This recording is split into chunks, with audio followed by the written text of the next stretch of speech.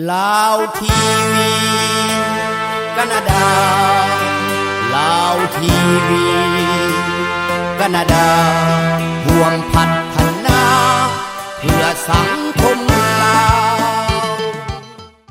รายการประกวดนางสาวงาม PGC หรือว่า Pageant Group Canada 2024 สบายดีท่านผู้ชมที่เคารพรักแพงและการสังคมเราในต่างแดนมื้อนี้ทีมงานเราทีวีแคนาดาขอนำเอาความภาคภูมิใจมาเสนอต่อท่านผู้ชมเกี่ยวกับการประกวดนางสาวงามที่เรียกว่า PGC หรือ Pageant Group Canada 2024 ที่มีสาวงามทั้งหมด24นางในนั้นได้มีลูกหลานลาวที่มีชื่อว่าอาริยะฤทธิดาธิลาวันได้เข้าร่วมประกวดในครั้งนี้ในนามนางสาว PGC Quebec 2024เมื่อวันที่10สิงหาคม2024ที่ผ่านมาที่ Richmond Hill Center ศาลเมืองนครโตรอนโตได้มีการประกวดนางสาวงามหรือว่า Miss World Canada 2024และประกวดสาวงาม Pageant Group Canada 2024รวมทั้งหมดมี5ประเภทด้วยกันซึ่งได้แก่ Miss World Canada 2024 Miss Earth Canada PGC 2024 Miss Supranational Canada PGC 2024 Miss Intercontinental Canada PGC 2024และ Miss Grand Canada PGC 2024ก็โดยหมดขอกล่าวถึงเส้นทางของการเข้าประกวดนางสาวอาริยะฤทธิดาธิลาวันน้อยหนึ่งก่อนนางสาวอาริยะฤทธิดาธิลาวันสาวน้อยอายุเพียง22ปีมีความใฝ่ฝันอยากจะเดินในเส้นทางการประกวดสาวงามโดยบ่ได้มีประสบการณ์ใดๆมาก่อนในด้านนี้แม้แต่น้อยแต่นางก็มีความกระตือรือร้นอยากจะทดลองนางจึงตัดสินใจส่งใบสมัครผ่านทางออนไลน์เพื่อเข้าประกวด Miss Quebec Pageant Group Canada 2024ขบวนการประกวดและลงคะแนนเสียงบ่ว่าจะเป็นการสัมภาษณ์หรือในความสามารถต่างๆผ่านทางออนไลน์ทั้งนั้นในจำนวนสาวงามทั้งหมด15นางที่เข้ามาแข่งขันในตำแหน่งนางงาม PGC Canada ของแขวงเกเบกในครั้งนั้น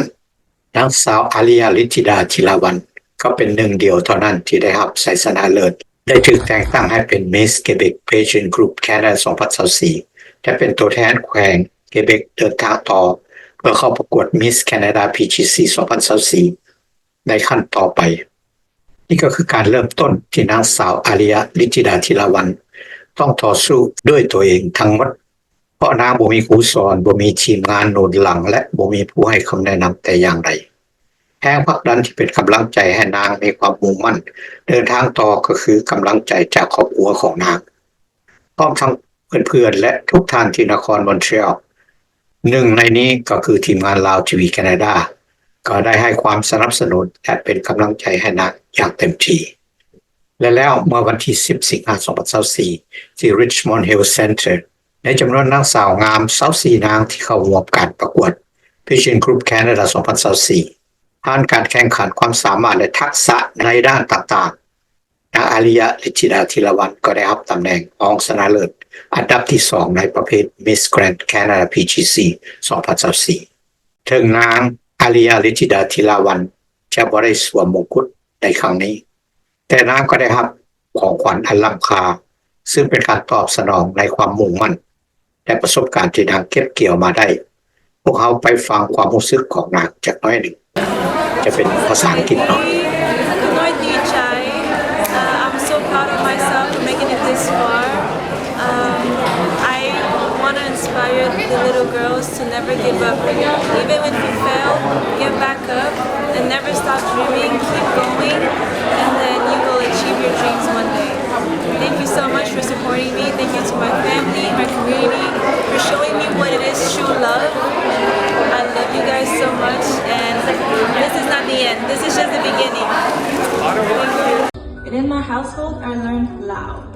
Growing up in a Laotian household, family and community has become my anchor, and without them, I wouldn't be the woman that I am today. I was also able to study and play basketball on a full scholarship in the United States for 2 years, and with that, I earned a business degree in administration. Basketball made me bold, competitive, and ambitious. And now that I graduated, I am pursuing my career in music, modeling, and pageantry. And I invite you to be a part of my journey. ว่ารวมแล้วอาริยะ ลิขิดา ธีราวรรณได้บอกกับทีมงานลาวทีวีแคนาดาว่าเรามีความดีใจและภาคภูมิใจที่เดินทางมาถึงจุดนี้ได้และขณะจะเอาประสบการณ์ที่เราเก็บเกี่ยวมานี้มาฝึกฝนตนเองและเดินตามเส้นทางประกวดให้ประสบผลสำเร็จนางสาวอาริยะ ลิขิดา ธีรวรรณขอฝากความขอบใจถึงทุกท่านทุกภาคส่วน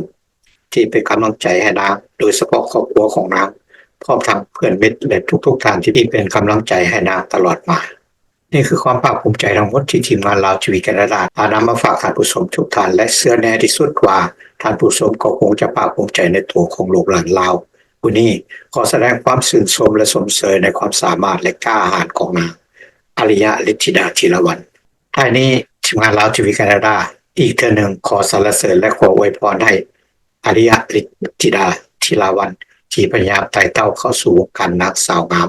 จงประสบผลสำเร็จในทุกๆด้านตามที่ตั้งใจเอาไว้ในอนาคตต่อไปขอขอบใจที่ติดตามชมสบายดี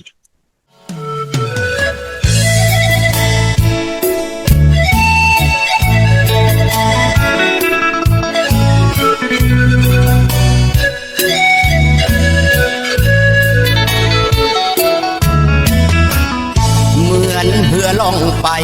กลางสายทาลาวทีวีแคนาดากำเนิดเกิดมาด้วยศรัทธาใจด้วยความมุ่งมั่นบากบั่นให้ถึงจุดหมายทีมงานกลุ่มลุมซุ้มใส่ไก่หับใส่สังคม